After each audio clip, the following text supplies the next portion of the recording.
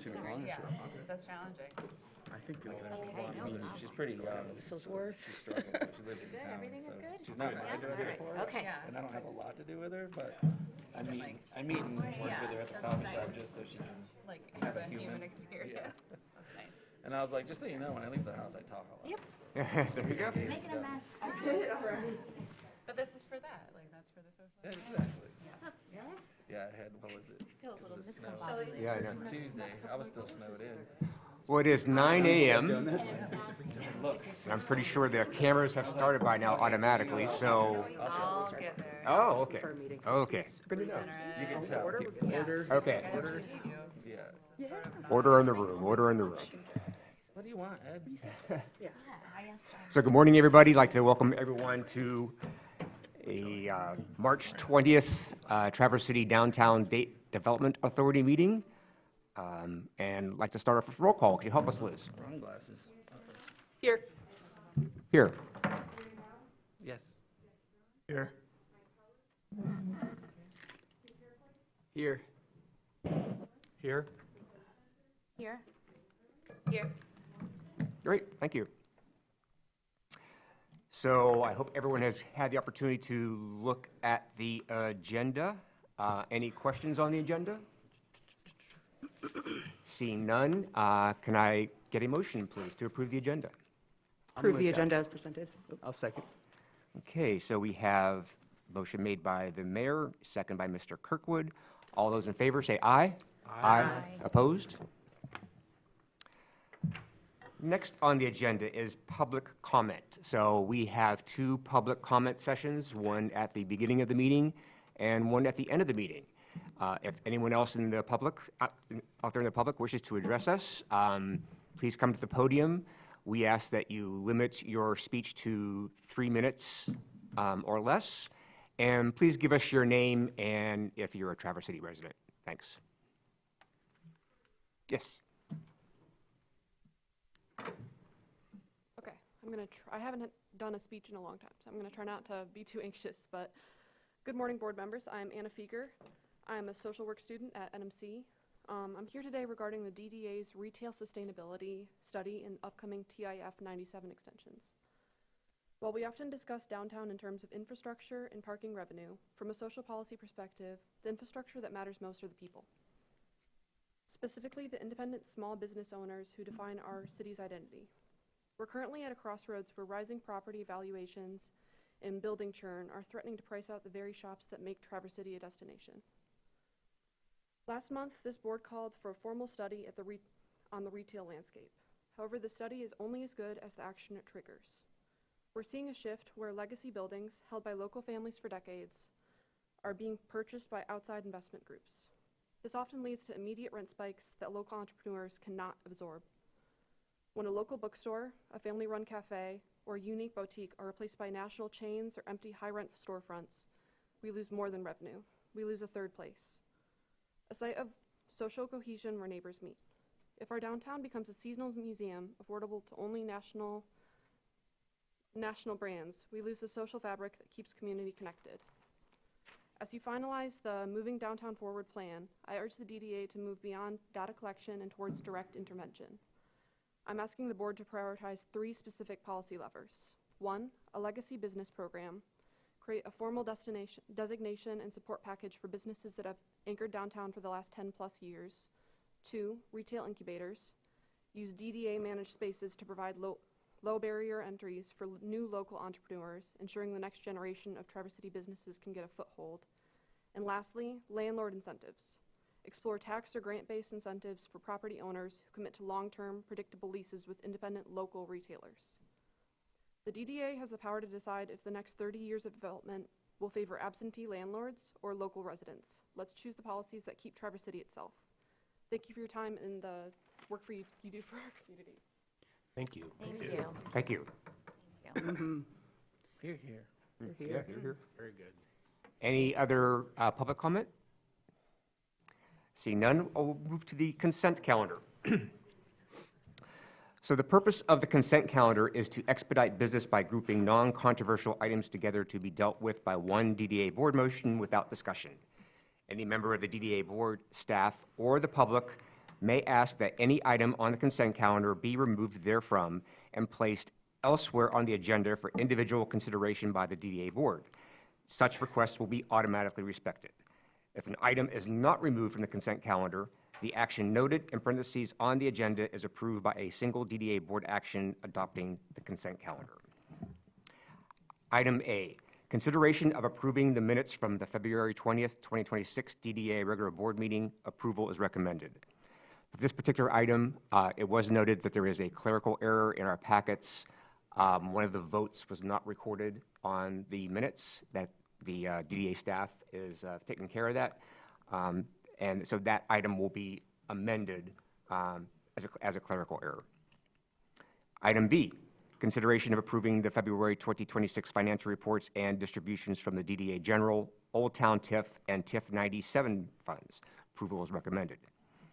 Item C, consideration of approving the February 2026 financial report and distribution from the Traverse City Arts Commission. Approval is recommended. Item D, consideration of approving the December 10th, 2025 DDA Finance Committee meeting minutes. Approval is recommended. Item E, consideration of approving the February 4th, 2026 DDA Moving Downtown Forward TIF Plan Subcommittee meeting minutes. Approval is recommended. Item F, consideration of approving the March 4th, 2026 DDA Moving Downtown Forward TIF Plan Subcommittee meeting minutes. Approval is recommended. Make the motion as amended. I'll support. We have a motion by Mr. Howe, support by Mr. Jobron. Questions? All those in favor? Aye. Opposed? Consent calendar carries. Move on to old business. Harry with TIF 97 project updates. Good morning, everyone. Hope everyone's buried out and got here with no issues. This is a recurring memo we have every month and kind of a highlighting where we are in the progress of our three primary priorities for TIF 97. Rotary Square, and Amy, if you want to shed any light on this, we had a very good discussion at City Commission about a week ago, talking about the availability and use of the alley and the adjacent parking. It was a study session, so no decisions were made, but we got very positive feedback for the use of that alley and those parking spaces for the entire design of Rotary Square.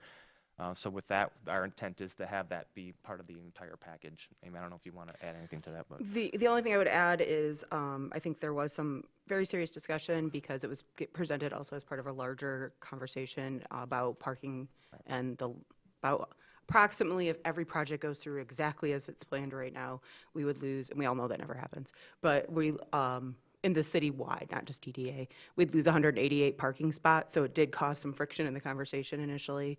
Ultimately, the commission landed on its 14 spots, that this was identified as the high-ranking priority of people when they were engaged, and that seemed to really resonate with a lot of the commissioners and everything, so I thank everyone for the legwork that was done on that, and I mean, it was a study session, as was pointed out, so we'll have a more formal meeting to vote, but the conversation was robust and I think moved things forward very well. Okay. The other thing I would add about this project is we are likely having the farmers market at this location after the Cherry Festival. If we move with construction on the actual farmers market pavilion. So in terms of kicking this project off, I think we're looking at a spring of 27, and we'll talk a little bit more about that in our budget discussion that's coming up. But I think we can work with city engineering to actually have the bid package go out this coming fall. So we're essentially approved and ready to go as soon as the ground is ready for the spring of 27. Harry, can you repeat what you said about the farmer's market being located? So if we move forward with the farmers market pavilion, which is our intention, that would be sometime in July, hopefully. The farmers market would have to move to a different location. Gotcha. We've been looking at different alternatives, and I think we keep landing on Rotary Square as the optimal spot for that. So to have that kind of go through the fall season, it just makes me, we got to move the primary project to the next year. Thanks. The farmers market pavilion bids, the bid packet has been released, and we're expecting proposals due on April 8th. And we're excited to see what we get from those proposals.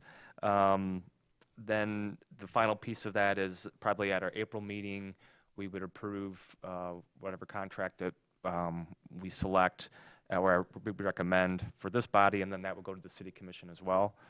So excited to see what we get from those bids. I can say, and we'll talk a little about this again in the budget discussion, the potential estimates for some of the portions of the stormwater system as part of the overall project might have us kind of reflect on what the overall cost would be and those implications. So I just want to be prepared to have that discussion when we get those bids back.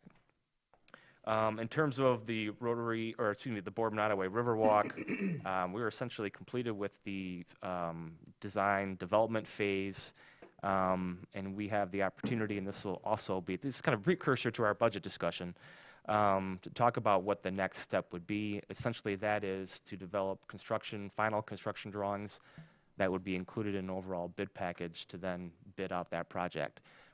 There's a lot of moving parts to this project, as you can assume. In addition to the design that we talked about at our last meeting, we've had follow-up conversations with the consultant about addressing stormwater as part of this project, at least within the scope that we have. But the city, as you might have read, has already kicked off a study of the wall and the integrity of the wall. So there's a lot of moving parts to this project, and so that's somewhat of a tee up for our budget discussion, but those have implications for how we want to spend money in the next fiscal year. Harry, can you elaborate more on the city wall study? Yeah, so there was a grant that was from the state of Michigan that looked at the overall condition of the wall several years ago. As part of that grant, the city is charged with really examining the structural integrity of the wall. The wall is the wall on the south side of the river. That's correct, on the 100 block and 200 block. And so some of that work was already done to ensure the wall on the 200 block. So this is a continuation of those efforts to kind of see what the condition of the wall is and what are the conditions behind the wall. So that effort is now underway. And so that's a kind of concurrent process to the project that we're working on that has implications for how we move forward. Thank you. Yep. Okay, any further questions on our current projects? Okay, next on the item for old business, DDA budget review and discussion. Great. So I'm going to have actually Lauren come up to the podium, and Lauren's going to walk through the agenda, or excuse me, the budget. I just want to kind of point out where we are in the timeline. So on page 23, you see our budget process and timeline. We did have a very robust discussion with the Finance Committee on March 11th, and here we are March 20th. Yeah, you'll essentially see by the next meeting, we should have a pretty good idea of where we want to be with the budget, because that's when we sent the public hearing for May. So we're kind of moving through the process, so this is a good opportunity to talk about things and priorities and what we want to do next. So I hope this is a robust discussion that we have on our budget. So with that, I'm going to turn it over to Laura. Good morning, everyone.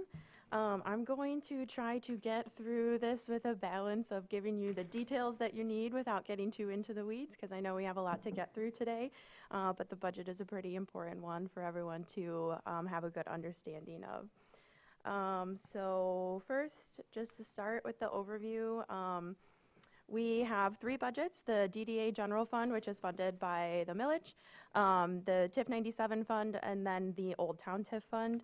All of the revenue that you will see as numbers in this budget presentation are projections.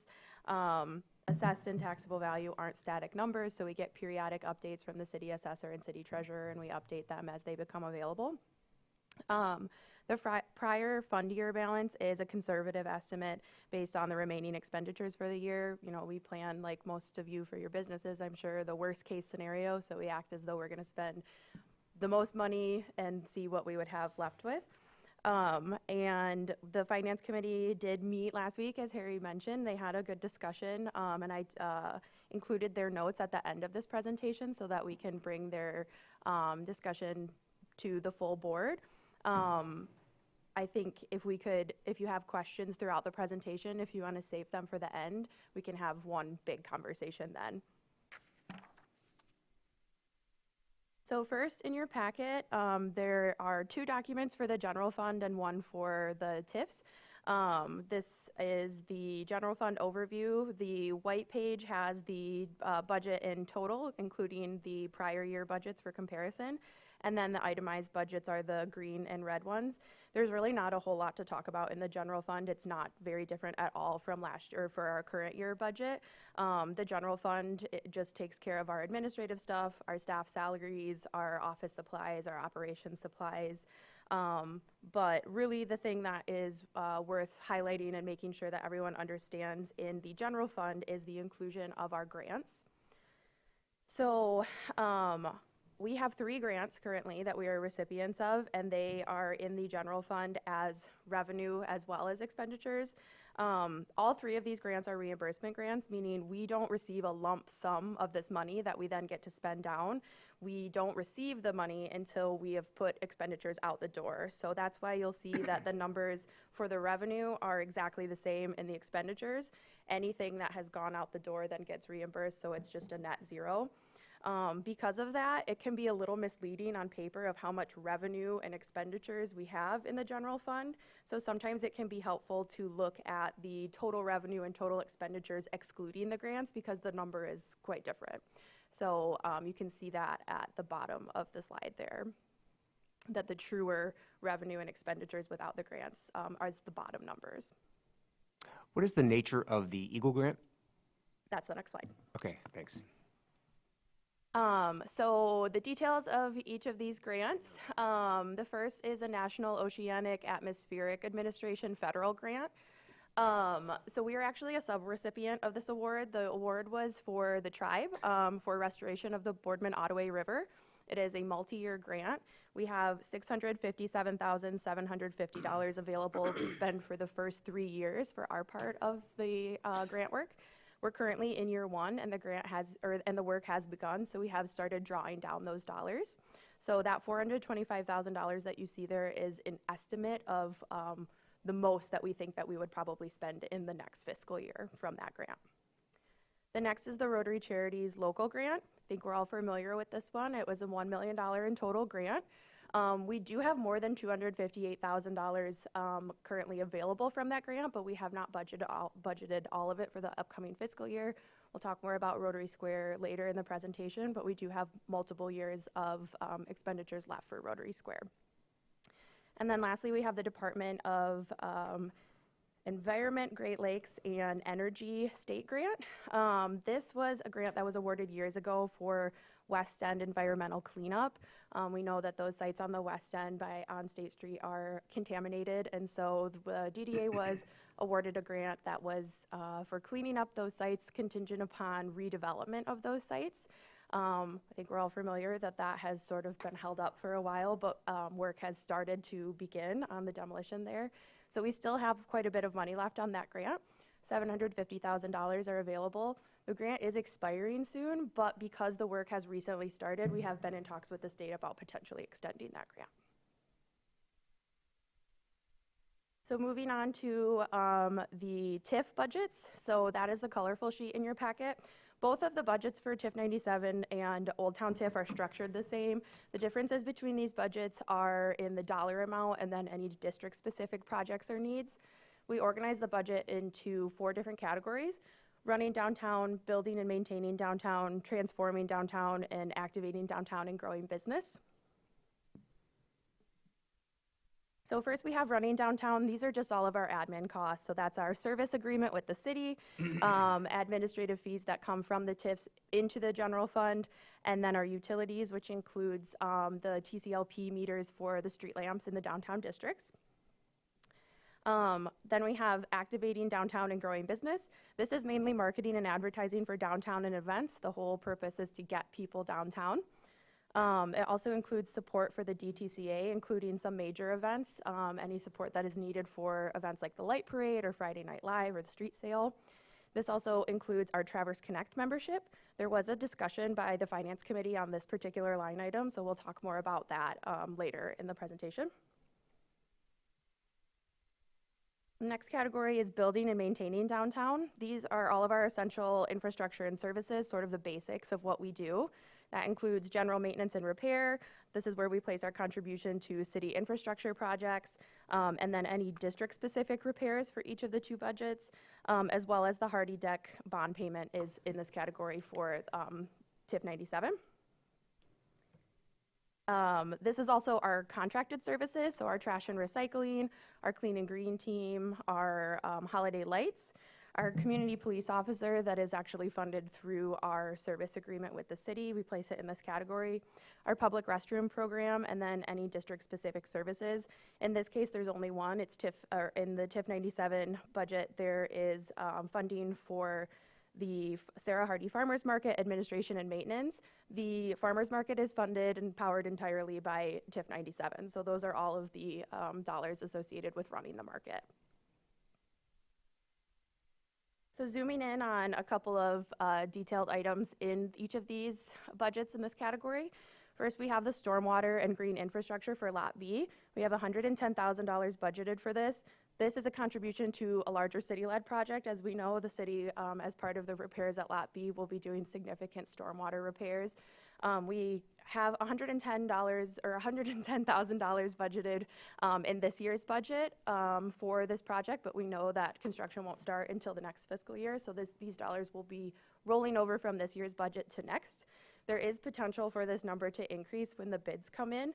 As Harry talked about, bid process is open right now. We won't see the bids until next month. Then we'll have an idea of the true cost of what contractors are saying this will cost.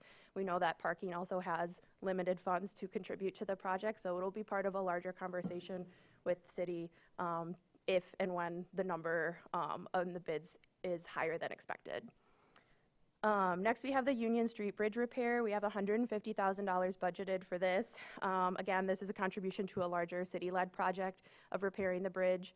Same thing, this is currently budgeted in our budget. The work will not start until next fiscal year, so the dollars will be rolling from this year's budget to next. Then we have the Clean and Green team.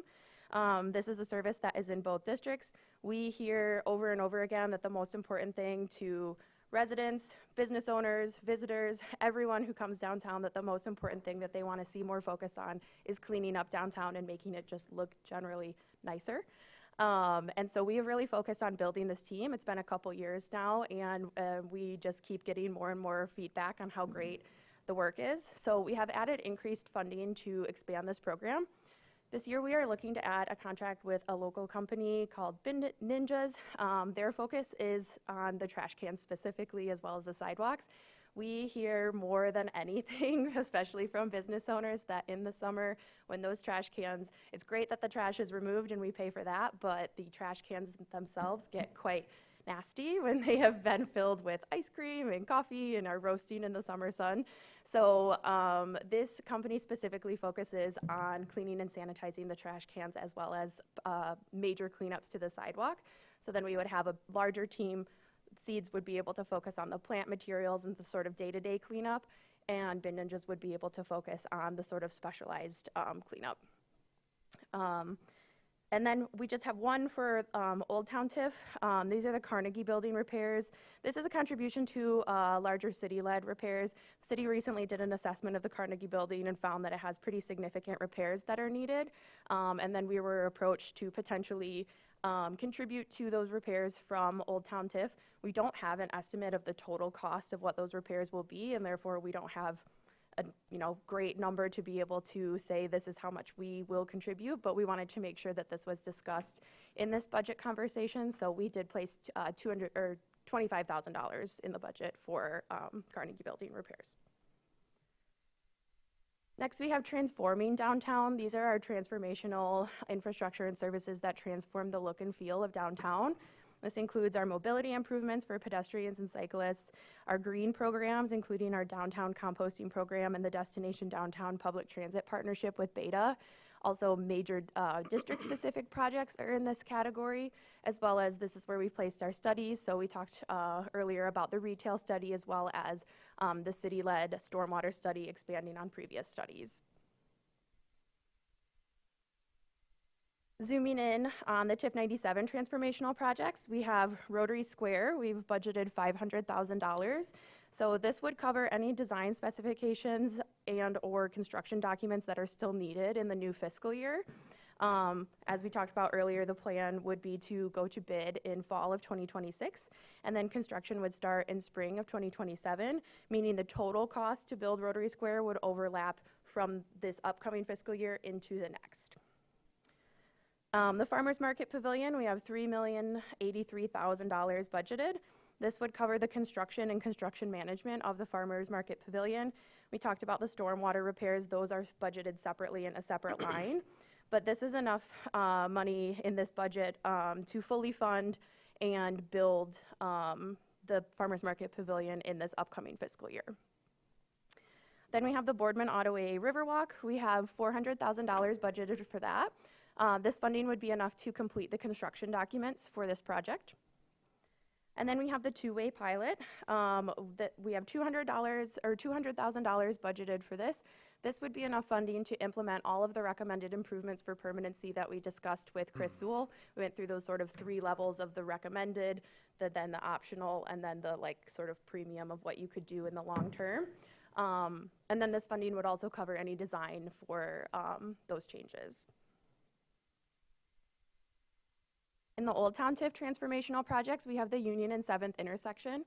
This is a contribution to a larger city-led project. The city is looking to replace or repair the Union and 7th intersection in spring of 2027. This is a pretty major investment from Old Town.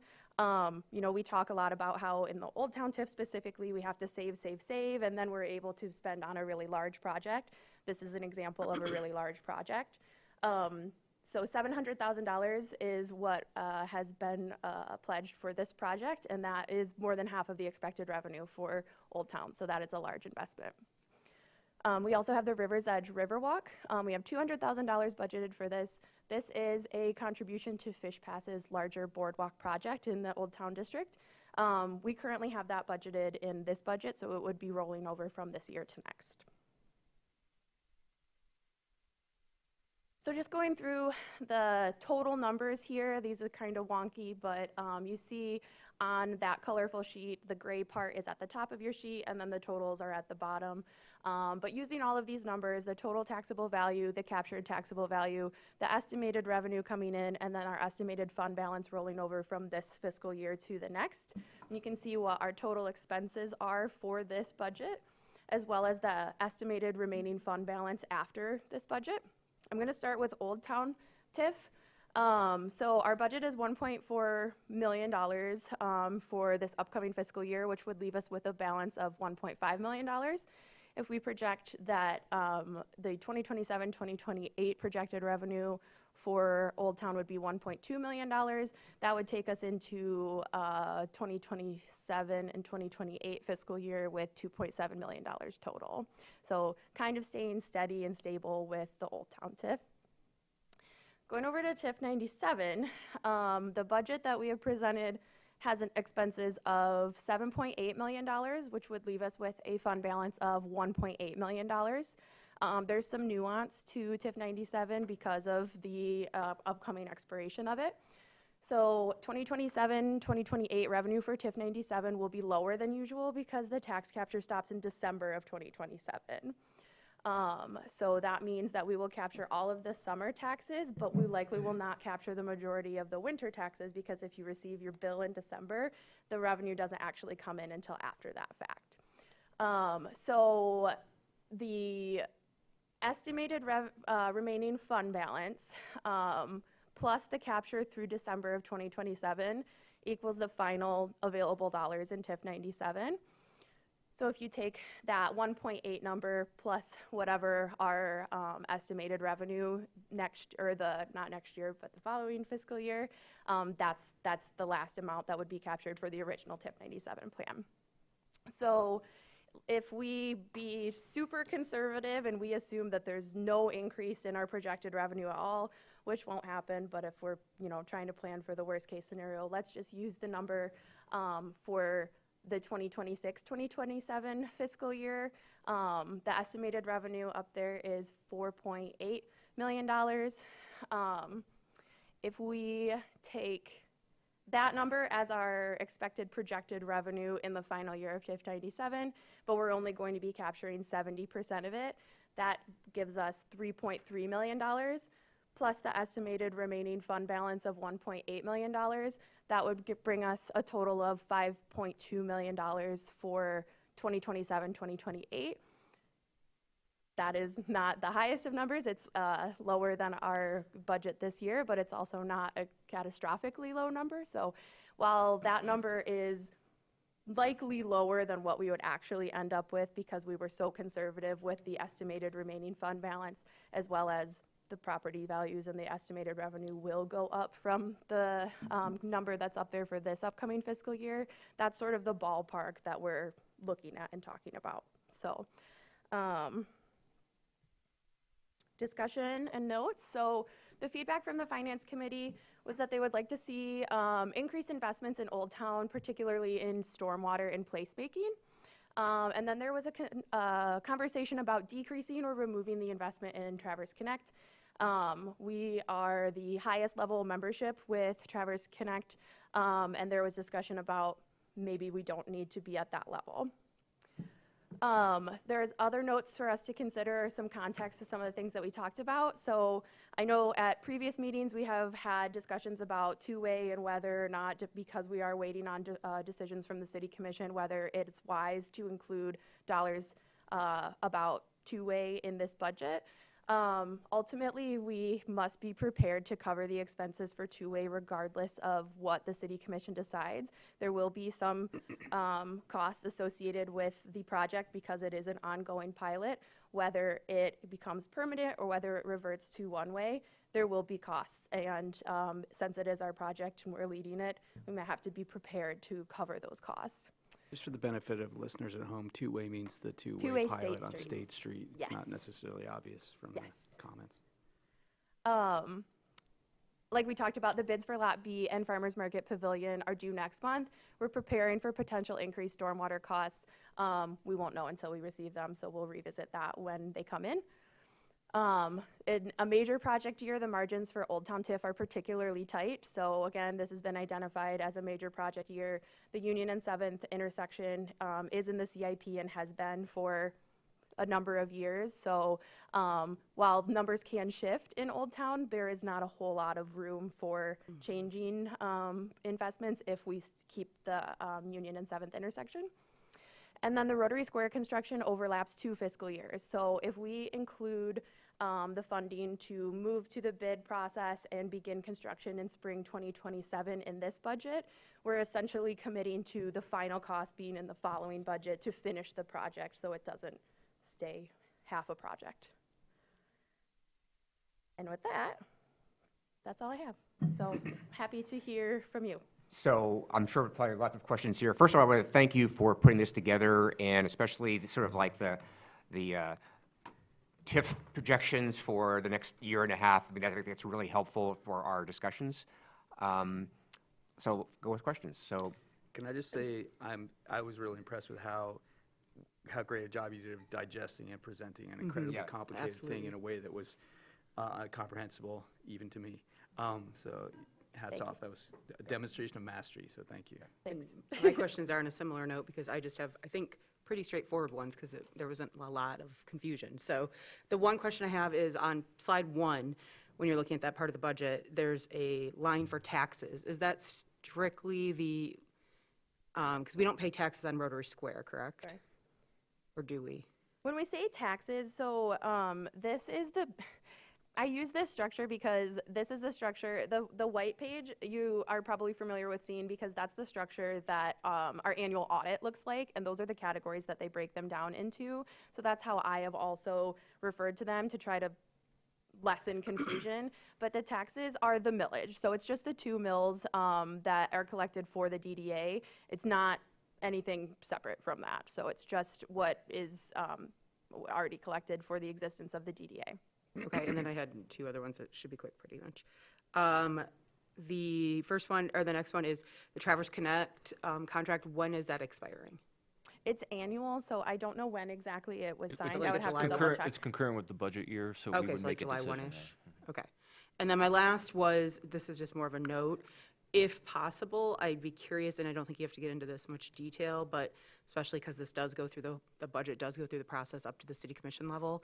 We have started looking at a 3-year forecast at the city level. I'm not expecting that of you all, but I think when people see that large amount of money, that we know what's out there, maybe even just having, when that goes for the budget discussions later, saying, okay, we have this much for the next fiscal year. These are the anticipated large projects we'll be assisting with or taking on or continuing, just so there's a clear picture of, yes, it's sitting there and we have plans for it, just some tangible things people can grab onto. I think that would help too. That's it. I have a real micro thing, just kind of in light of the public comment, made me think of it actually. The retail study line item just suggests retail retention.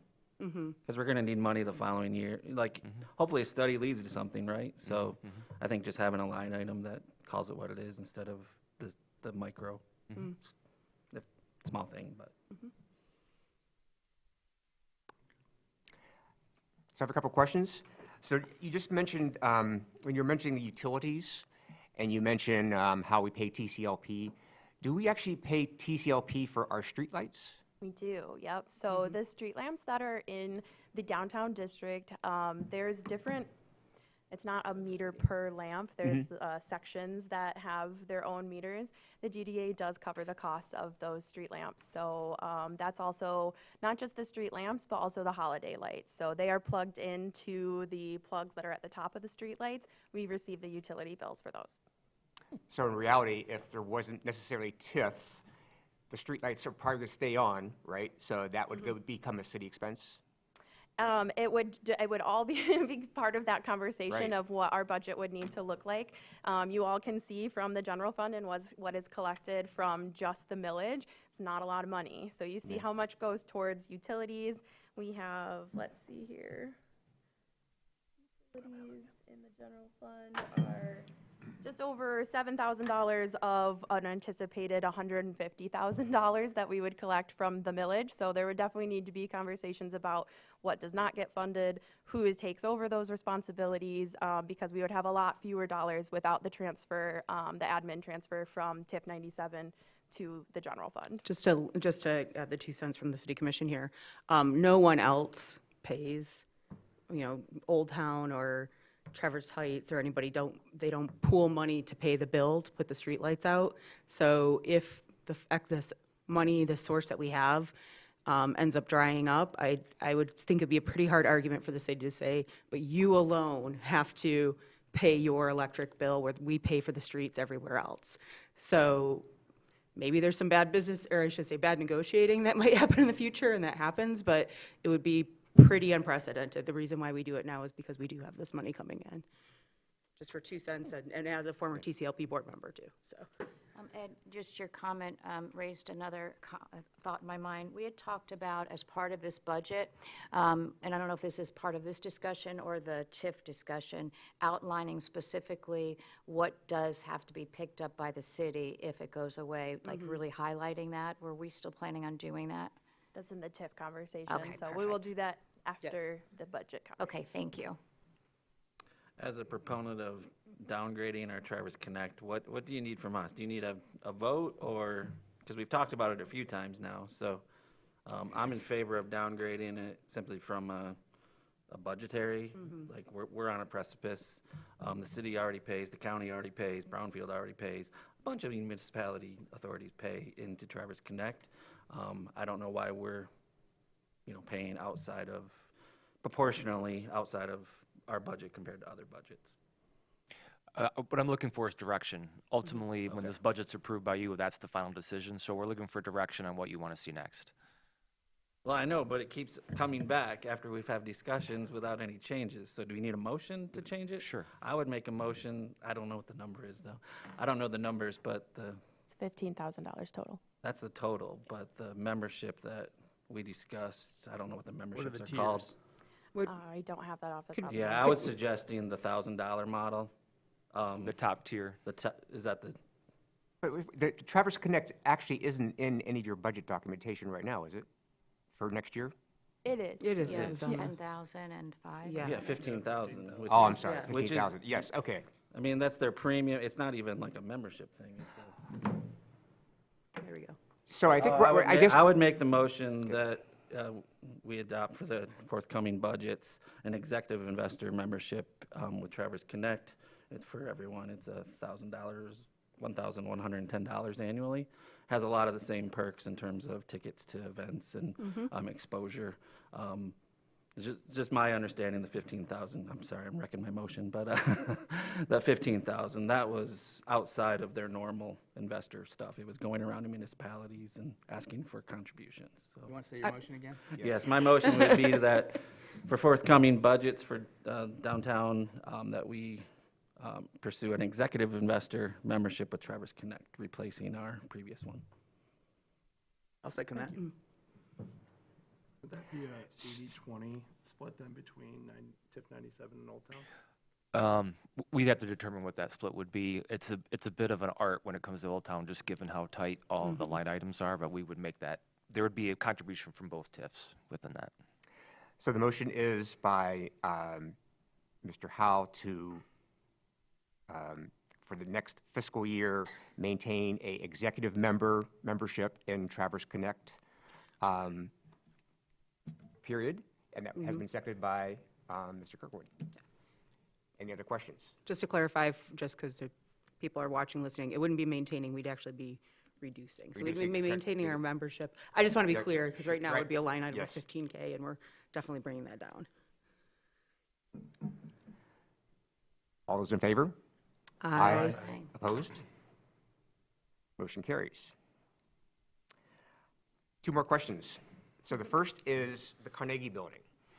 So I guess I kind of found this interesting because I believe the Opera House downtown, aren't they going through a roof project? Yes.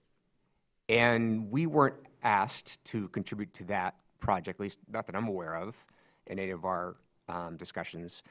And so just kind of leads me to leave. What's kind of unique about the Carnegie Building where now all of a sudden they want to have the DDA involved? We had been in conversations at earlier points about, with the same approach of potentially contributing to the Opera House as well as the Carnegie Building. We were then told that repairs that were necessary at the Opera House have been completed or will not be in the upcoming budget. We didn't really receive clarity on that, but the indication was that is not needed for this budget. However, the Carnegie Building repairs are going to be moving forward and were requested of us. The only thing is, like I said, I don't believe the city even has a total estimate of how much all of the repairs are going to cost, which makes it hard then to determine what our contribution to it would be. So this number is a placeholder, something that we thought would be appropriate. And I think we have, again, time between now and when we actually adopt the budget that we could hopefully fine tune what that number would be. And I'll just say that even if we're not contributing to the roof, and I'm sorry, I'm on that board as well, but as a citizen, so on the Opera House board is that board, sorry. That, I believe, yeah, I think there's some phasing going on with that roof project, or there was a grant. There's been a lot of flow, which is great, of grants and other things for the Opera House. But I don't think it's that they don't find us as a valuable contributor, and also we have, as the DDA and TIF have contributed to other projects in the past. So there is that precedent for Carnegie, or as we're moving forward, if we so choose, so. It was also part of the old TIF plan. It's part of the incentive to actually, renew the old TIF plan, was we knew we had some public projects. Good point, Gary. And the only other item that actually I would like to have some discussion from the board is on the Boardman Ottaway Riverwalk construction documents. And I guess my concern is that we have two projects sort of in front of it right now. We have Rotary Square, we have Farmers Market Pavilion with Lot B. We do not have firm bids in yet for those projects. So there is the there is the possibility that this cost could come in more than what we had anticipated. And with sort of the uncertainty of TIF funding beyond 2027, I do have a concern about getting construction documents done for a project that we may not be able to complete, at least complete in the near term, because of financial reasons. And I would like us to avoid sort of getting construction documents and sort of, if I call it, putting them on the shelf.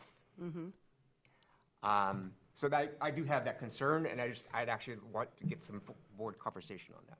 Yeah, Mike, that's a great point, and I just wonder, within these different reaches with the opportunities, would there be something else that we might want to look at that might not require quite the coordination, like all the logistics you said about the wall? What happens if the wall comes back and requires a lot of work, and the timing doesn't work out? Are there other simpler projects that would still move this forward?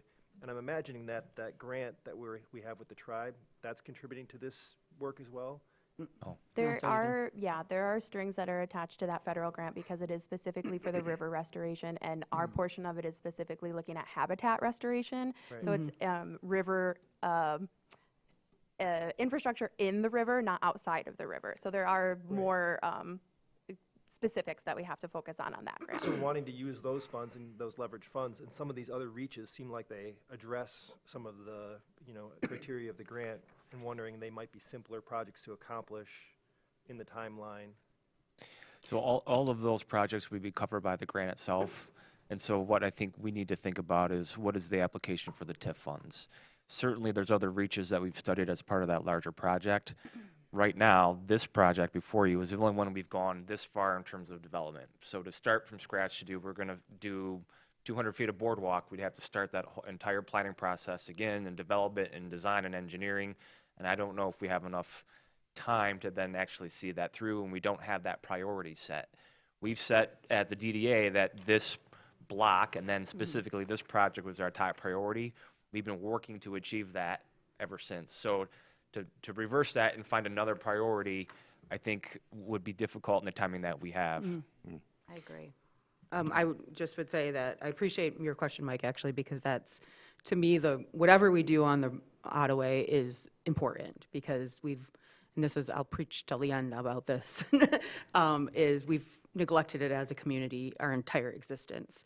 And so anything that we can do, I think, is worth the investment. I've heard many times over the last 10 years of, well, you do studies and then you just put it on a shelf. Even if that's what ends up happening with this, if we run out of all the money, we have a study that sits on the shelf, that's still something there that we can point to future commissions and others to and say, what are you going to do about this? And so I appreciate Mike looking for that other angle of how we could do something. I also appreciate the answer from Harry that this is a process. And I think that the one thing I would just say, kind of tangential or related a little bit to that, is if we do agree to move forward on this, I think as we move this forward publicly, as we bring it to the city commission, again, showing how long this process takes to do this is very important for people to understand that we've had this money sitting here, but all of this is inch by inch sometimes to do the right kind of thing for the right project. So I just wanted to point out that I would be open to other ideas, but I appreciated Mike's question that led us down this. I echo your comments on a duty that we have as a community to this body of water. And as someone that has poured countless hours into this project, into engaging with the public and pros and cons and meeting after meeting, I worry that taking our foot off the gas on this thing is going to equal the death of a thing that is tens of thousands of person hours of effort. And getting it to this point again is going to be really, really hard. Also, this isn't a study that's going to sit on a shelf. This is construction drawings. That they don't age the same way a study would age, I don't think. It seems to me that the way you build a retaining wall or a cantilever is pretty much going to be the way it's going to be in the future. Maybe some updates are going to be needed and some repricing, but I think also it would be a shame to just assume that we're not going to, assume a mindset of scarcity here, that we won't be able to complete ambitious projects that improve the lives of our community in the future. TIF or no TIF, we ought to find a way to honor this river, and we ought to find a way to keep our downtown the jewel that it is, and this is one way to do it. It's just taking an eye off this ball at this point would break my heart, frankly. How much has been invested already? I mean, I know you have an estimate of volunteer and man hours, but how many funds? I couldn't do the running total in my head, but I can tell you, I mean, starting in 2020 or 2019 with the unified plan, that was rough estimates, I don't have the numbers in front of me, Oh, yeah, about no pressure, no pressure. $140,000 to do that project. Then we did the conceptual plan with Inform, the schematic design. We're heavily invested in this project Right, to move it forward, thank you. And we've including the demonstrated- man-hours, to your point, Pete. And we've demonstrated massive community support. I mean, Right. thousands of people said that they want this. When will we know that, when will they get the report back on the wall? It's an ongoing effort. And again, if you remember from the presentation from Inform, it's their recommendation that if that project moved forward, it could be independent of whatever the wall is doing, right? So if we wanted to build that bridge, if we had the ability to build that bridge, the city and the DDA or whatever collaboration in the future could come back and do other things to that wall. So they're not always tied, but it is in one big space, which adds to the complexity of it. And the only thing I could say is, and oof, sorry, my brain's a little foggy right now, so don't hold me to this 100%. But this is a priority that was discussed and is timely. So it's not going to be another 6-8 months until, well, it could be 6 months, but just because of accessing the wall and weather and everything like that. But this isn't something that's like, oh, we're going to get it in a while and then we're going to have to do this and do that. We're really moving it towards, let's get it to us, let's figure out what needs to be done, let's get it done, versus a kind of pie in the sky, let's put it on a chart list. So I know that's not super helpful, but if that helped a little bit in kind of zeroing in on what you were looking for. Okay, any other comments or questions? Okay, so if you go back to your kind of timeline, we'll be coming back in the April 17th meeting to schedule the public hearing. So if there's anything else that you want to consider or discuss, we still have time to do that. But essentially, when we set the public hearing, that's really when kind of decisions get finite and made, so. Okay. Great. Thank you very much, Lauren.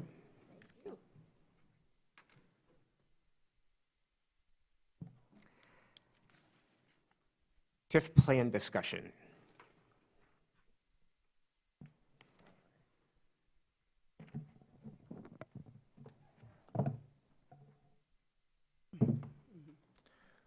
All right, so there's a lot of documents in your packet for this. So I want to walk through them very slowly, and then again, I'm hoping to have another kind of robust discussion as we take one more step into kind of determining what the feature of the Moving Downtown Forward TIF plan is.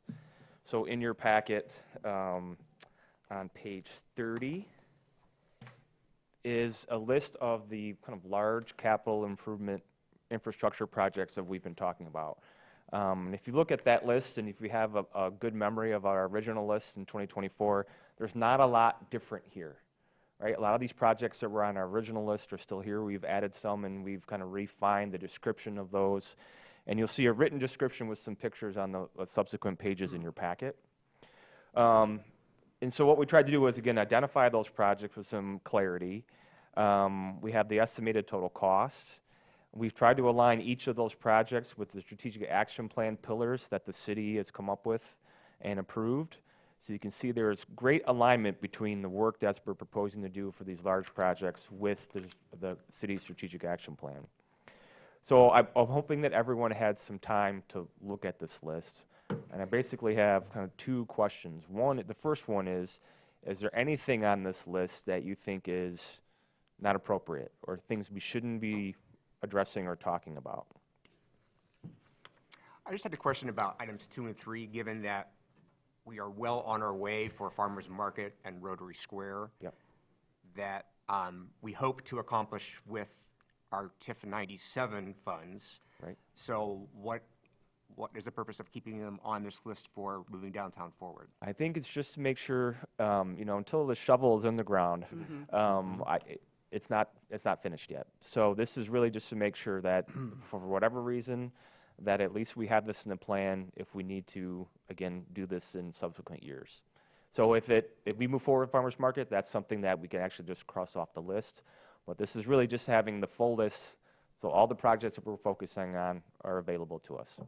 Really quickly, Harry, on that, just going back to the discussions of the ad hoc, the farmers and Rotary Square, well, especially the farmers market, as part of our conversation, to your point, was if we get further along, that number may change too, because right now, like the birdhouse and signage and certain landscaping and things, that's mostly included and baked into what's happening right now, but some of that could be deferred if there's a financial issue or other things like that too. So it's still, the farmer's market won't be check done, is kind of how we talked about it.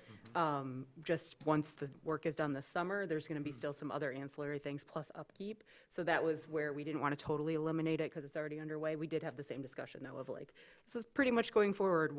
What's the point? But Harry provided that answer, plus we all thought in the bigger picture. So it might change the priority of it, but it's still something that would be part of TIF 90 or moving downtown forward. I just want to make sure that we don't double count money. Yes. That's the bottom line, right, whether, that's the main thing. Sure. I agree with having it as a priority, but make sure we don't double counting money. Sure, that makes sense. I think pavilion only has one L. That's a great, don't ever look for me spelling. Oh, yeah, it So does. to Harry's question, any comments on this list? Okay, so the next thing I'd like to do, and I've recruited Gary to help us have this conversation. You'll see on the left, there's a column called priority that's left blank. And this is some of the work that the subcommittee did, was determining which of these projects are kind of low priority, medium priority, or high priority. And some of them might be evident. To Ed, to your point, the farmers market and Rotary Square seem like high priority because we're already doing those, but maybe they're low priority because we already have funding underway. So this is really a larger discussion. In previous TIF plans, we worked to actually place years next to each of these projects, like what year we want to do this. And what we've seen from other TIF plans around the state is that's just too hard to predict. So let's talk about what we want to focus on first, second, and third, and that's essentially what the subcommittee helped talk about. And if anyone on the subcommittee wants to chime in, please feel free to do that. But as part of that conversation, we were looking at, well, how do you weigh these projects? And this is where I'm going to recruit Gary to kind of step in here. And there's a matrix in your packet on page 34 to talk about some of the criteria that might be helpful as we evaluate the priorities on this list. And again, this is just for you to use if you want. If you have another matrix or a different way of deciding what you think are high or low priorities, by all means use that. This is just a tool that I thought was helpful, informative, and has us look at some of those criteria that are important for each project. I'm going to talk too much. So Gary, if you don't mind kind of walking everyone through that. So it's on page 34. Thank you. Full disclosure, this is kind of a watered down version of something I learned at a Brownfield conference. But I needed some sort of shorthand when we were on Brownfield, which is also dealing with a lot of TIFs. So the great things about TIF is you actually have projections of your budget, which makes it so much easier than like the city commission. It's very frustrating because you actually don't have that clarity of a budget for 30 years. But anyway, so this is actually, I came up with it on a Saturday morning after one of our frustrating meetings. And it was, for me, it was looking at the Farmers Market Pavilion, which started it to me, and like, why did I support this? And a lot of times what we get into here, or any board, it's kind of I call it a waterfall approach to decision-making. Someone has a comment, that spurs another comment, and you kind of lose track of what you're actually trying to do. So for me, looking at the farmers market, I'll just walk it through that way really quick. And again, emphasizing, this is just a tool, happy to talk about it more, like how I would score something with you guys. But I think fundamentally, this is the first line item, is actually something I see a lot of boards lose track of really quickly, is as governments, we need a yield of taxable value. And so how do we do that? And so you're trying to activate spaces. You're looking at the farmer's market, it's actually parkland, serving as a parking lot. So we're not going to build something there. It takes a vote of the people. I think it'd be too hard, too big of a lift. We use it as parking and a farmer's market. Well, for me, it makes sense to kind of improve the space to make it perform better, what it actually is doing to serve the taxing properties around it better. So for that, I can't remember my score, but I would grade it high. The strategic leverage, again, are you using outside money? Because we're using TIF money, we're using outside money. It's open for grants. So we got state, county, as well as the city is doing a project there already. So it's easy, it's good leverage. Incremental efficiency, again, is this a big jump or is hey, we already have something there, we're just making it better. So you're not creating something new and taking a huge leap. So for me, that's again, a positive. And then the ecological yield. You know, this can be a little tougher to decide because a lot of our projects aren't straight ecological, but are we doing the best we can? Are we supporting something? So we heard about the stormwater improvements. So for me, that's like, hey, we're not the lead on that, but we are contributing to it and activating the space. Again, you can argue it helps with that. And then the social yield and the capital, that's just the last one. I think we also lose track of that sometimes, the city and the DDA. Are we increasing, to the public comment again, are we creating a third space or supporting a third space? Or, you know, especially with the DDA, because the whole downtown should be a third space, and we want activity there. So for me, the pavilion, the farmers have asked for it. Spectators, sorry, I work at a horse show. Farmer market customers, what are they called? Shoppers, there we go. Shoppers have asked for it, right? So you're giving what the clients want. So that's kind of how I walk through it. That was an easy one for me to walk through, and that's how I kind of created this. And then I just kind of refined it a little bit and shared it with the executive team to see if it could be of use. That's how it ended up here. Pete. I don't think it's useful, so let's just Great. not waste people's time. Perfect.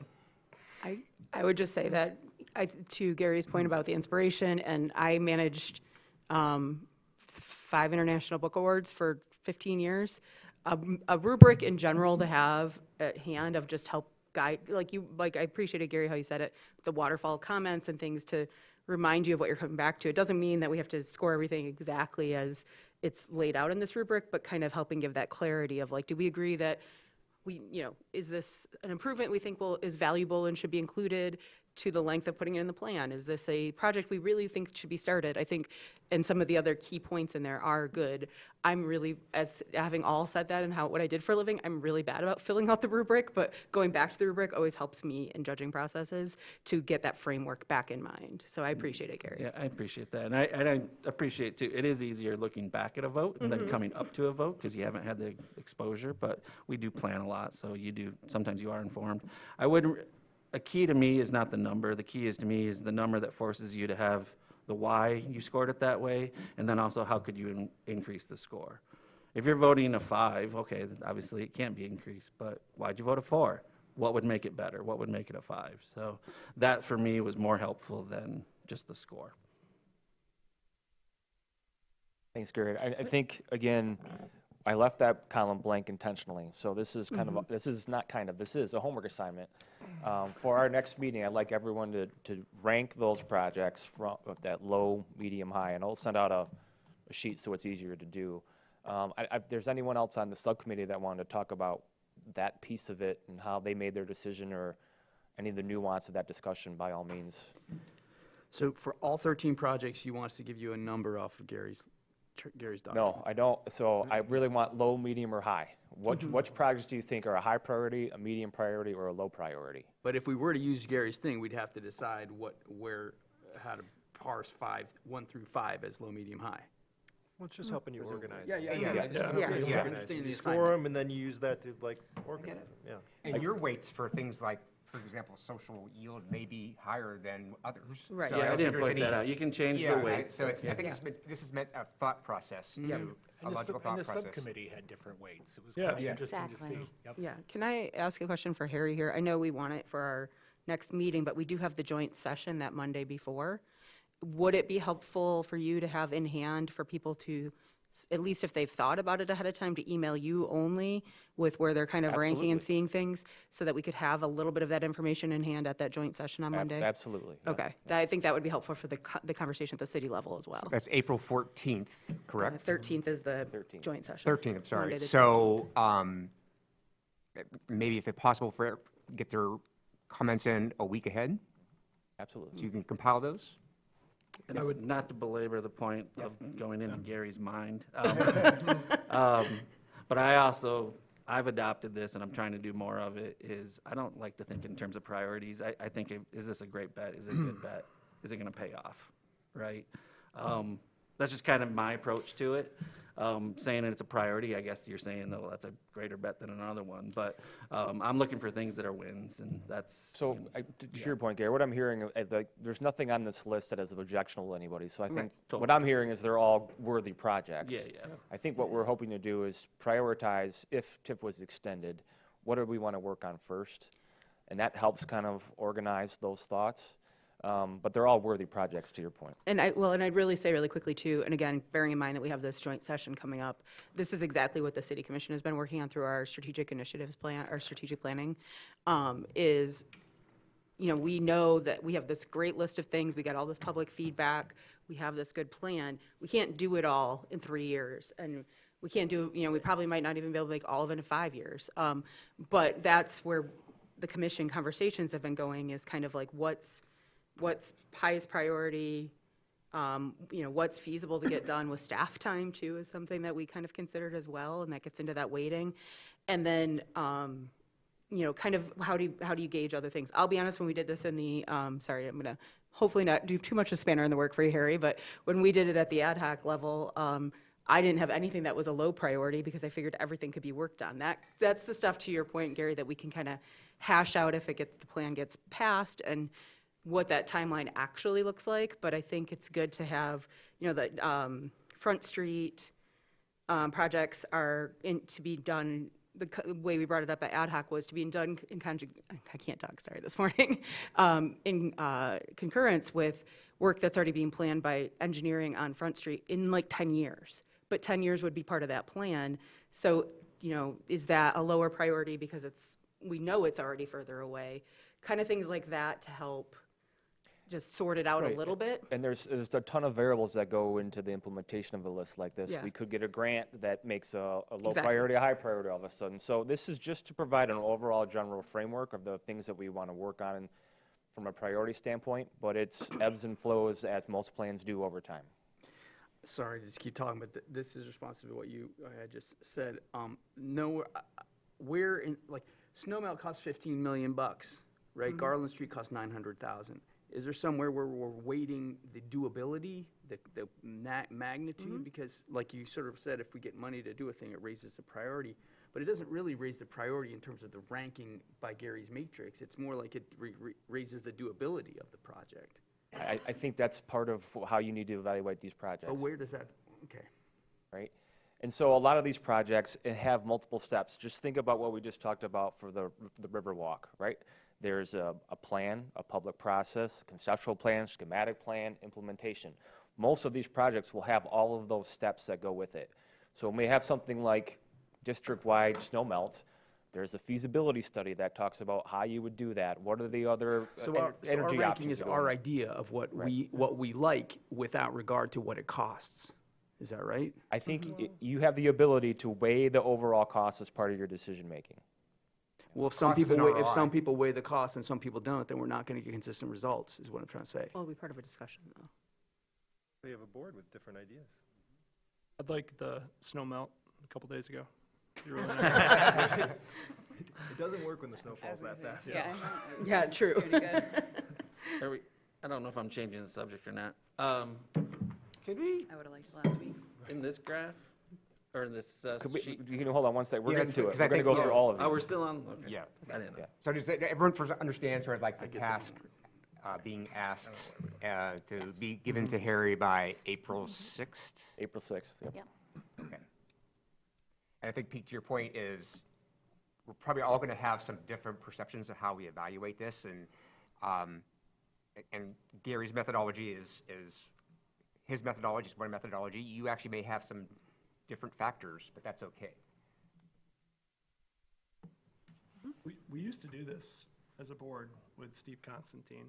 Oh, yeah. He's my mentor, so Yeah, I'm but sorry. I'm just saying, Yeah. like, we used to do these kind of strategic, what do you call them? They were, Those are, it was another voting exercise, but that literally numbered everything 1 through 10. Like you ranked it very specifically versus this kind of larger range of high, medium, low.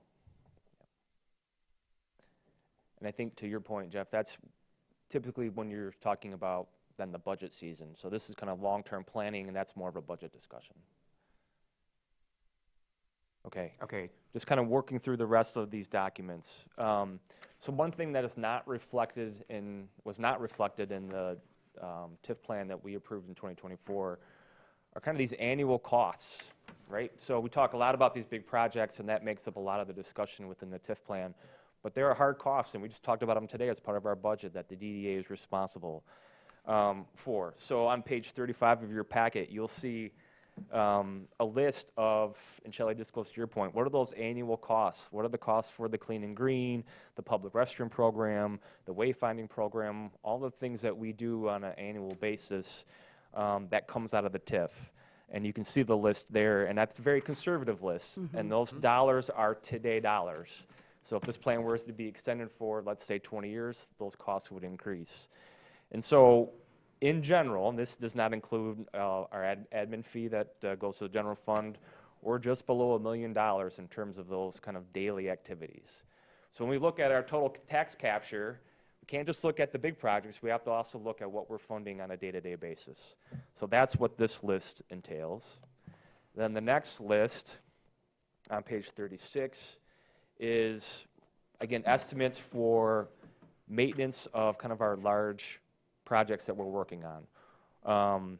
One is just money that we set aside for the last 2 years about fixing kind of cracked sidewalks, the bump out panels, some of the small infrastructure projects the DDA is in charge of, having money set aside every year to make sure that we're addressing those items. And then we have our two big projects, right? We have the pavilion and the farmers market space, and then the Rotary Square maintenance. As we're working to actually implement those projects, those come with then maintenance costs. So we've added that to this list, right? So those are things, regardless of the big projects we talked about, these are things we're going to have to do every year, or at least we're committing to do every year. Yeah. Quick question, the farmer's market, it says 35,000. Didn't I see like 61,000 in our budget for the farmer's market? Are we just saying that we can do it with less, or? No, I think that's all going into some of the admin that goes with. This is just like making sure that the light bulbs are changed and the space is clean and all that kind of stuff. So this is just straight up maintenance, not all the admin that goes with it. Gotcha, and that's Right. reflected somewhere else, but, right. because that would still be a carrying cost of the. Correct. So that, again, estimates, these are today's numbers, right at about $185,000. And then the last list is something that is, again, a work in progress, and I think we'll have more discussion when we have the joint meeting. Are there certain investments that the DDA would like to commit to in partnership with the city to address some of these long-term items that we've been talking about at some percentage? And that's why it says TBD in that column on this page. Is do we want to, as a DDA board, commit to 2% or 5% of every year our annual budget goes towards either all three of these items or one or two of these items? So we have city infrastructure investments, we have stormwater infrastructure investment, and then we have this kind of general placemaking, mobility, and public space investments.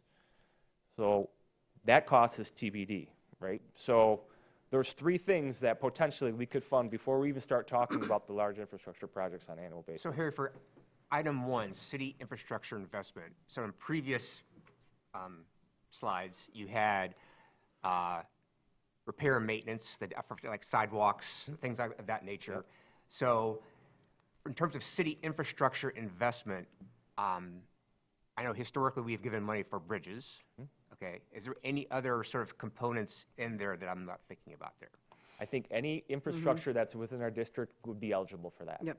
Right, so every year, we usually get asked, can the DDA and the TIF contribute to some type of infrastructure projects? The bridge is the most recent example of that, but there could be other projects that the city's working on within our district that could use TIF funds to make whole. We don't know if those are until, the list comes out kind of every year. What consistently we've been asked to contribute to those large infrastructure projects. the And I four- think that was the discussion we heard at the city commission, is those dollars investing in city projects. Yeah, the 4 bridges that got done in 2020, and when everybody, think back the last time people were really mad at us about construction. MDOT was last time, but before that, when we, for 2 summers, had to reroute around town, that was because there was bridge work being done primarily in our districts, and it was primarily paid for by grants and by TIF funding. So there's a lot of infrastructure, too, that has been led by us. There's infrastructure that every time sidewalk or something, that concrete gets pulled up, we're usually wearing both hats right now, sorry.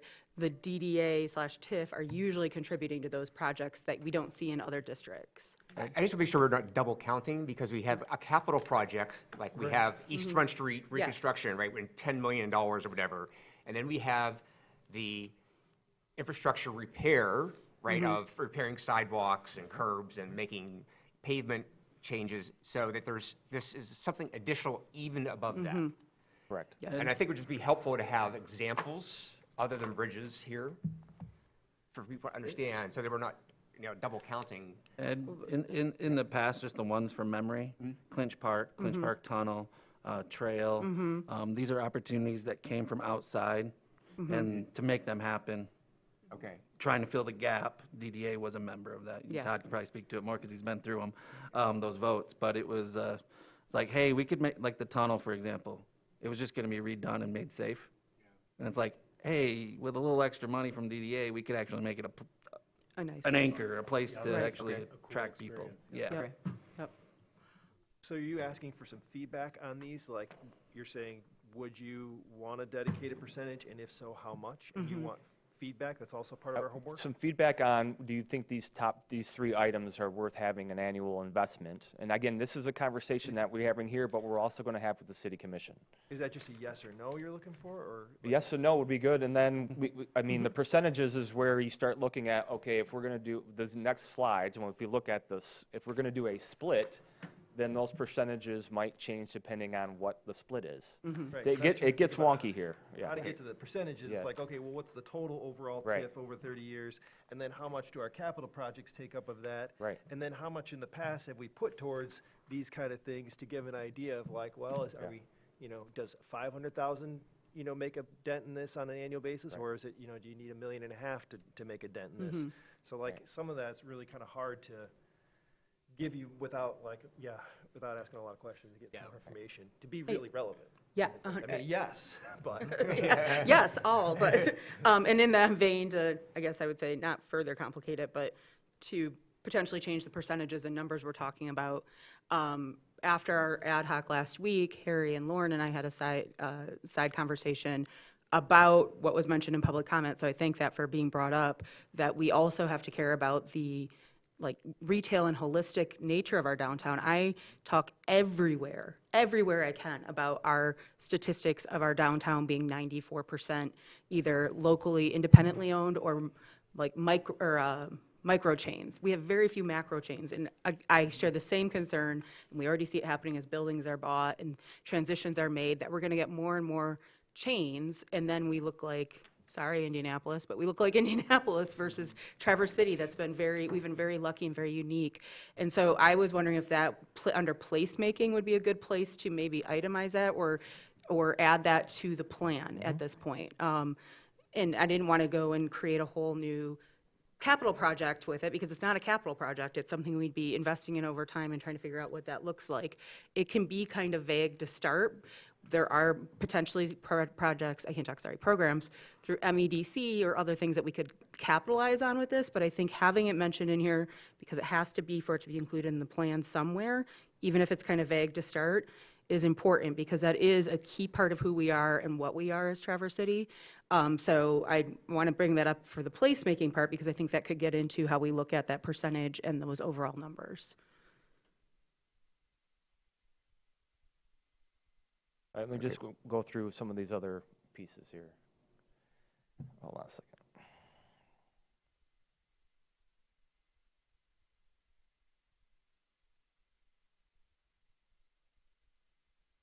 Okay, so on page 38 of your packet, we've been working with the city treasurer's office to talk about what is our potential revenue moving forward. And you'll see a new term, we haven't talked about it very much, but TIR, which is essentially tax increment revenue. It's the revenue we get from TIF every year. And so we worked with the city to essentially estimate what is the total capture for 30 years, and which is the chart that you see on the screen. It's on page 38 of your packet. And we then broke that down by increments of 5 after 15 years. As we just talked about, the complexity of getting these projects from kind of conception to implementation takes time. So if we're going to extend TIF, I really don't think that it would make any sense to do this work if we didn't have at least 15 years of TIF to work from. And this is, again, this has been discussed by the subcommittee. So you see that list on this screen. And after 15 years, total capture is about $90 million. And if you go down the list, you see what those total captures are. For 30 years, we're at $213 million. If we go back to our first list, right, all the big capital projects, I mean, in theory, you could cover those, but we also have these annual fees if we were to do the entire 30 years.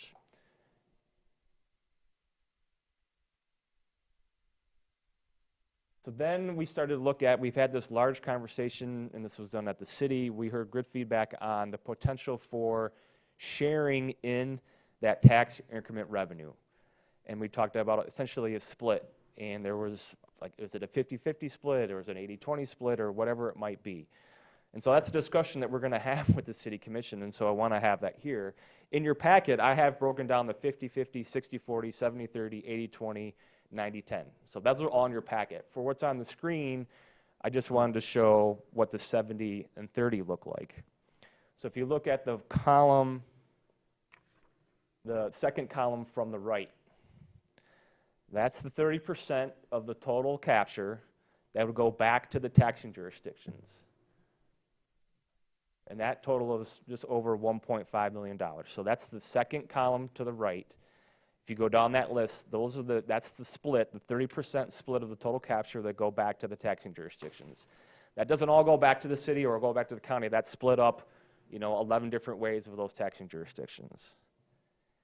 What's then remaining for the DDA is the 70%, which is about $3.6 million. So that's if we did a split, and under this scenario, that's how much would come back to the DDA budget. As Lauren just went over, our budget looking forward for TIF 97 is in the 4.8 into 5. So if we were to do a share, our annual budget would decrease at least for year one. And as you go down, it does increase, but we would have less annual revenue than we have now if we did some kind of share. And then again, we broke that down by those 5-year increments on those sheets. So this is the other math, right? So now, if we just went through those other charts about, here are the things that we're going to do every year, the essential services, the trash pickup, and the maintenance, and whatever percentage it is, this is an example of, again, of that 70-30 split. So at 70% of the first year, we're collecting 3.6 and change of dollars.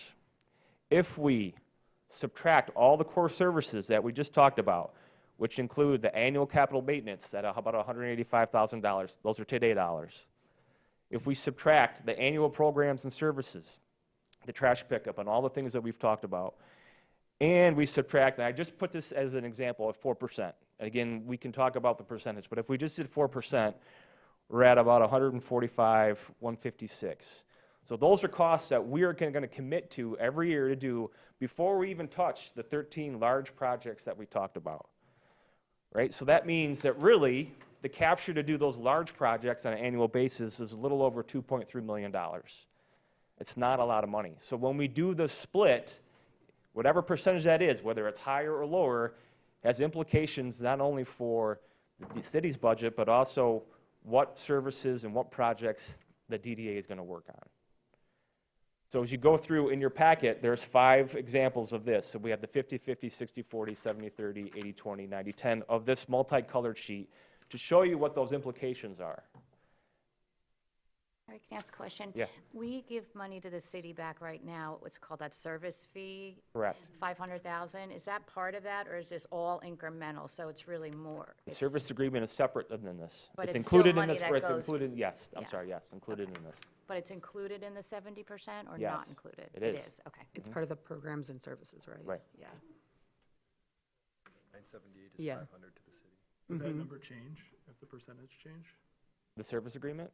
That's a great question. So the service agreement is essentially a negotiated contract between the DD and the city that would then evolve over time to whatever percentage that is. Mhm. And I just wanted to state, because I think it got brought up at a city commission meeting, and it can get lost in the conversations over the years, this DDA hasn't always paid the service fee, but it was negotiated as a response and by the DDA and the city working together and saying, okay, we've got this kind of perception out there that the DDA takes, right, and doesn't give back. And so that was an offering of, well, then we'll help offset the cost for the city of these things that others don't, like trash pickup. So that is where that goes to, that's how that all started. So this isn't even, as we talked about, you know, what would happen if TIF goes away in the long term. A lot of these things haven't always been there. And so if that does go away, this isn't like a 30-year historical precedent. This is recent years. And so I just want to underline that this is something that's very, I think personally, but I'm not speaking on behalf of the board in this case, is a valuable thing for the city to be getting as part of all of these other things that are itemized, but is something that also could go away. So I just wanted to really underscore that. I think what I've heard from the city commission and I've heard from others is that the sharing and the revenue, right, does two things. It helps realize the incremental growth that we've had over 30 years, the success of TIF for everybody. So everyone gains in that by having whatever percentage share that we have. But it also ensures that we have essentially money, I hate to say the Al Gore term, in a lockbox to say that we're always going to maintain a certain level of service, our core services in downtown, and have some money to then do these 13 or whatever projects we have as that first list. So it's really securing that, locking that in the future. So I just want to like kind of evolve this conversation because we really have to make some decisions in the next few months. I think we need to target as our June meeting as essentially approving the TIF plan moving forward. So the conversation that we're going to have with the city commission in a couple weeks is very important, and we're going to go over this with everybody. But there's a larger conversation again about, again, are we going to do a percentage? What is that percentage? Because it all has implications. If we were to change that from 4% to 10%, then all this math would change, right? And scenarios would change if we went to an 80-20. So there's a lot of like nuance to the discussion that then you would kind of map out what that looked like moving forward. I think this is really helpful and really logical. I mean, I think you've laid it out in such a way that it really makes sense and something that definitely would support.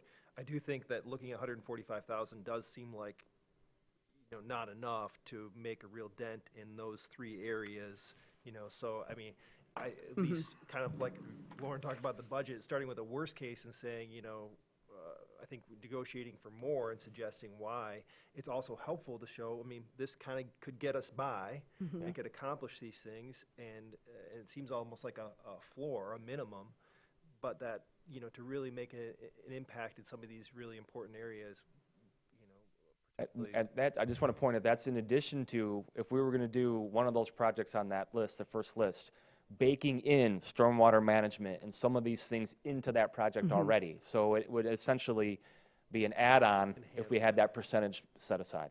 So a question, the city's going to be doing a stormwater study this year? Because I think I saw that. So do we know the timing of that and what actually is going to be involved? It's within the new fiscal year as part of their budget, so it would start in the summer. And at least the conversations we had is them incorporating a reexamination of the water management plan that we did in 2019, some of those elements. So I think we would have better direction or more clarity in terms of the projects that we could contribute or even lead as part of that planning process moving forward. Ahead of the joint session, two things. I think we all had no objections to anything that was on the capital infrastructure projects list, those 13 projects. I think to the point that Mike made and that we talked about in the ad hoc too, is can we have noted in those brief descriptions with them would include stormwater, would include stormwater, would include stormwater, and all the ones where that would be eligible. We know that part of the discussion that is part of that infrastructure comment that we make sometimes, but I think the devil's in the detail when we're having these conversations and people get a packet and sit with them for a while, just so that isn't the number one question of, you know, when we're having a joint session of how are you going to, you know, there's only 4% going to stormwater or whatever it might be, really clarifying that a lot of these projects like the Front Street projects would be including stormwater or any other infrastructure like that. So just, you know, putting their infrastructure like stormwater or something like that to really underscore it.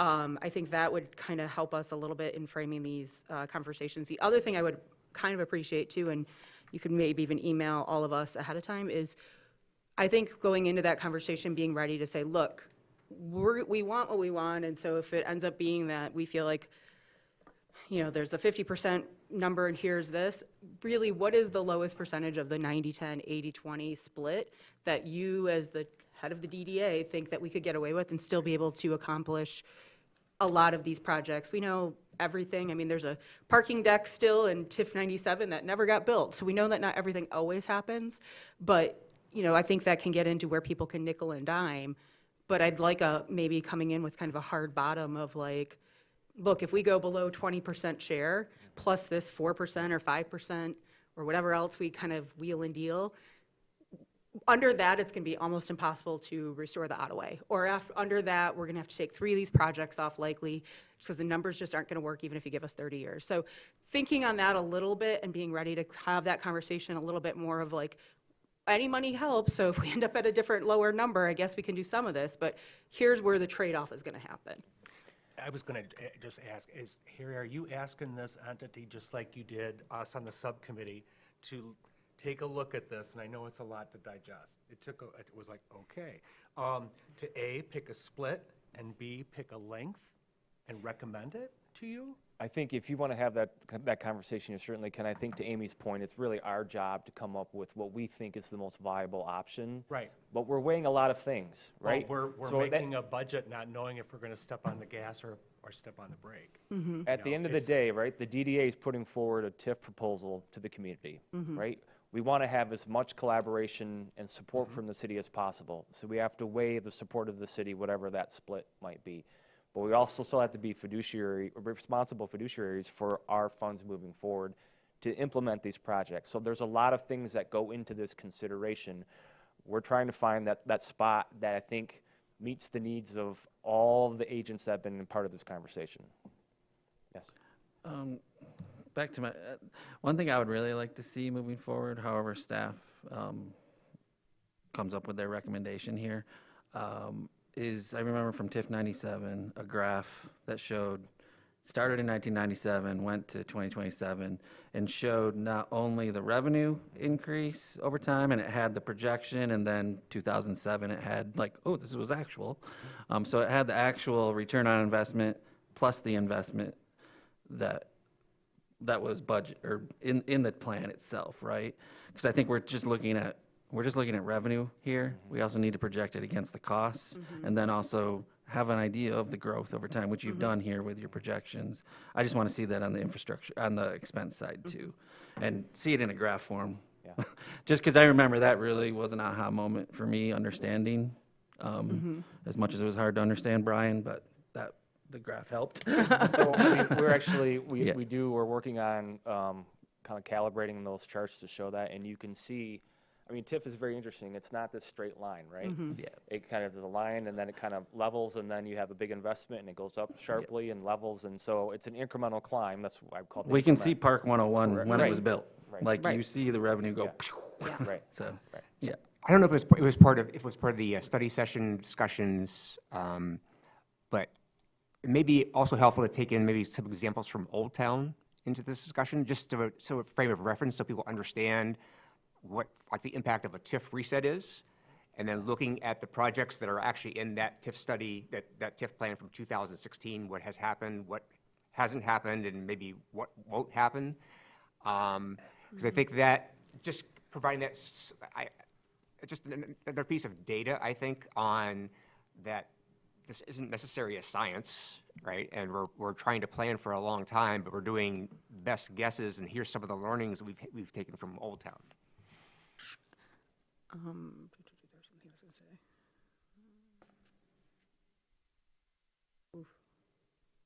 Amy, do you have some? I am, and I'm waiting for it to come to me. It was relating back to Gary's point.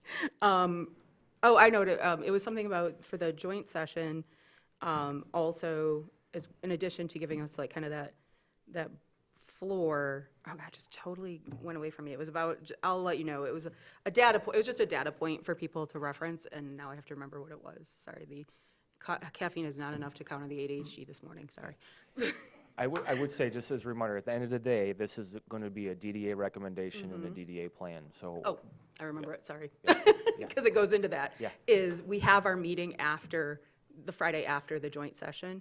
So as far as the length of period of time and some of the other factors, we will have had that conversation to inform us. But at the end of the day, that is our decision. So I don't know that we have to have all of that preloaded before the conversation on, at the joint session. I think just having a clear idea of the projects we're advocating for, what the rock bottom is, and some of the other things that we've already brought up, I think are good for that. We still have a little bit of flexibility for that that regular meeting we have right after to do, have our conversations as part of the public hearing and other parts of that, so. I think the conversation that I think has been missing for quite some time is the core services piece. That's something that this board and previous boards have committed to, and I think it's paramount moving forward. That's always been this missing equation in part of this discussion about the future of TIF, and so I'm hoping this clearly articulates what those investments are. Again, these are today's dollars, and I think we could all agree that we'd like to invest more in certain areas, like the clean and green. We're investing more this next fiscal year. I mean, we've talked about a kind of a long-term, almost supervisor of maintenance for downtown that would increase those costs. So, again, these are kind of very conservative dollars. Harry, how well does the city do in reporting out what happens to the 500,000?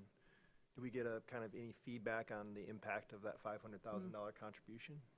Great question. So my understanding, it kind of goes into the general fund, and then the city then disperses that how they see fit. But in terms of what we get back, that's part of the service agreement, and we've been working for the last year and a half to really hyper-calibrate what those services are. But essentially, anything that's done in the downtown by department is classified under or categorized under those departments. So every time a sewer is cleaned or anything like that, that gets kind of noted as part of those services.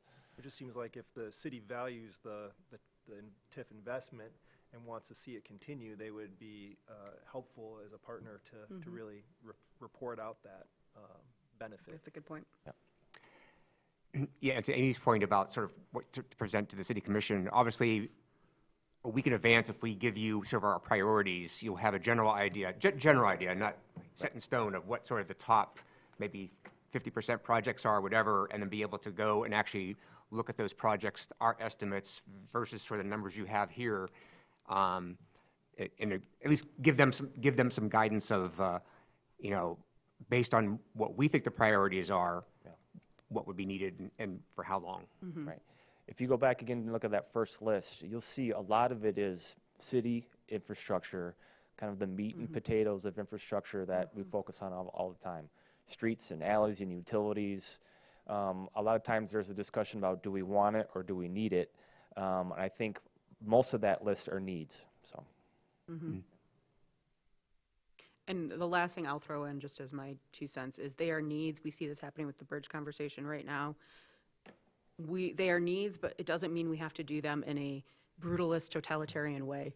When we get into bridge, can a bridge be built cheaper and more basic? Yes. And my background is Russia, specialization is Russia and East Central Europe. If you want to see what that looks like, go to places that were built up after World War II in East Central Europe and see what that can look like. So I think the value that we add too is not just contributing to these necessary projects, but making them better. The city, if it's left on its own, is going to end up with some very basic improvements that we are able to help and improve with TIF money that won't be there. That's $1.7 million conservatively estimated that will be gone every year, period. Not go to the general fund, just gone from the city. And I think that's something really important to say too, is it's a quality of life as well as an essential.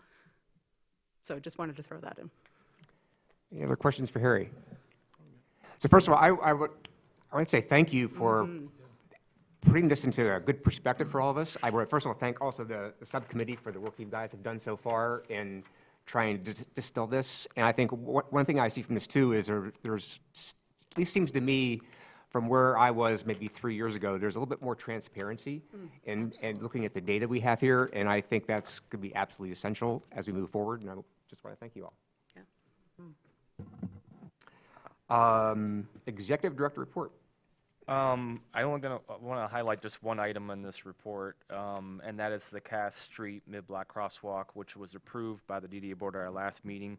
We anticipate that project will begin in April, and so we're working with city engineering to get explicit dates on that, but that will still be a spring project. And how long, do we know? Still working on that. Oh, okay. I think it's April to early June, but I don't want to, Okay. until we get official word, but that's kind of the Okay. time range we've been thinking about. Okay, Sarah.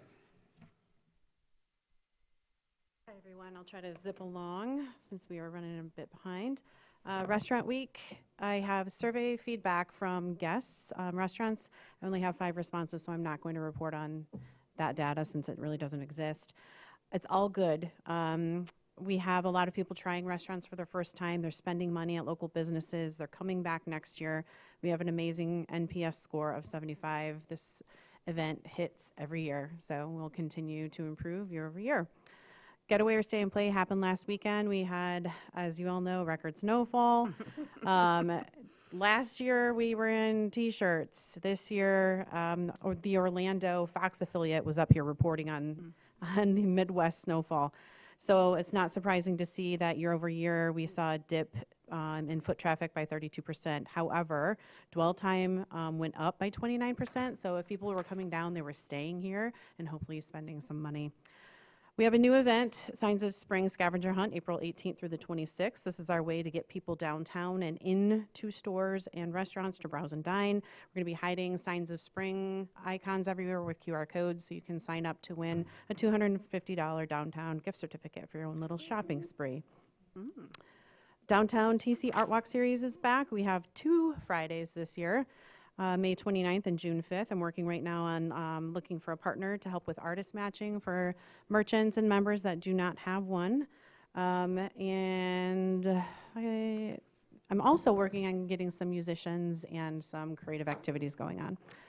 Summer and fall art fairs are in full swing. We did extend the deadline out to April 20th. Old Town Art Fair is just about full. Same with Cherry Fest. The Downtown Art Fair, we do have a number of spaces open for applicants because we are calling it the Downtown Fine Art Fair now and shifting a little bit more into that fine artistry. One item that's not on here I wanted to add, we have the Toast to Downtown scheduled for Wednesday, May 20th at the Opera House to save the date for this casual networking event. We'll have fun and games, fundraising, food and drinks. Thanks, everyone. Thank you. Will Harry and I be human slot machines again? So Sarah, thank you very much. I saw you on TV a couple weeks ago about Restaurant Week, and seen Harry on TV a couple times in the past with various topics, and I just want to thank you for representing our board. So we have an agreement with 9 and 10 that we're doing a weekly segment moving forward for the next almost a year, so Okay. That's great. Wow. you're going to see a lot more of us, unfortunately. And so. That's a good no, thing. that's great. And I also wanted to throw in too with the same thing as the Downtown TC social media during the storm. I thought did a great job of highlighting all the work that was being done. I liked the behind this, kind of not behind the scenes, but have you ever looked at what it takes to clear out downtown? Great music with it. So I really appreciated that effort too, that in the midst of the storm, keeping downtown on people's minds and how that was done. So thank you for that. Okay, time for our last public comment. Anyone wish to make a comment? Hi there. I'll keep this short because you kind of already addressed what I was here for. So, but my name's Emily Tack. I'm a lifelong Traverse City native. I've also worked downtown in restaurants for 15 years now. So my comment was mostly about parking, what the mayor talked about earlier, the 188 spots potentially being lost. And I just wanted to encourage the commission to consider parking as we build new infrastructure in the city continuously, because I think it's a huge issue, especially working downtown and talking to the general public a lot about parking downtown. It seems to discourage people sometimes from even coming downtown because of the parking. So yes, just as we build up and continue to grow, I encourage you to continue thinking about how, before we build up too much, where are people going to park to come to these facilities? And also a concern of mine is safety for restaurant and bar employees at night. Leaving work at night, if I have to walk a long distance to my car, I've definitely been harassed before, felt unsafe. I had a fellow coworker be mugged this past year and robbed, so that's very scary. So that's something to consider in the parking thing too, because if we lose more spots downtown, they keep getting pushed out further. We have to park further and further away. And then at night, we have to walk further distances. A lot of the people I work with are very young women, like 16, 17 years old. So that's just something I wanted to present today. Thank you. Thank you. Any comment by any board members? I would just say that I appreciated the public comment at the beginning. We've obviously, and I apologize, my brain wasn't fully, so please, if you feel free, come up after and let me know your name again. But also, hopefully we'll get some of that feedback and comments before our joint study session, because I think it's very important for both boards to hear that. Okay. No further comments. Thank you so much. Meeting adjourned. Great job. That was a lot to get through, and you ran it well. Is anyone driving east